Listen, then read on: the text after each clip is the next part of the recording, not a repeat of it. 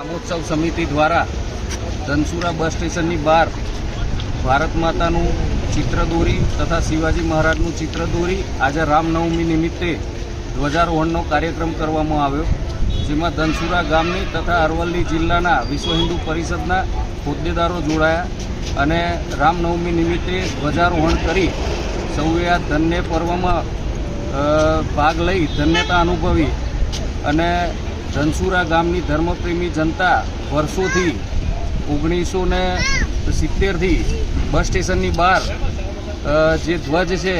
એ લહેરાવતી આવી છે અને થોડા કેટલાક સમયથી એ ધ્વજ ખંડિત થયો હતો, તો એનું રિનોવેશન કરી અને આજે એક મોટા કાર્યક્રમ રૂપે રામનવમી નિમિત્તે ફરીથી એનું ધ્વજારોહણ કરી અને ધર્મની ધજાનું આજે સ્થાપન કરવામાં આવ્યું છે અને ધર્મપ્રેમી બધી જનતા ધનસુરાની ઉપસ્થિત રહી આ કાર્યક્રમમાં સહભાગી બની હતી।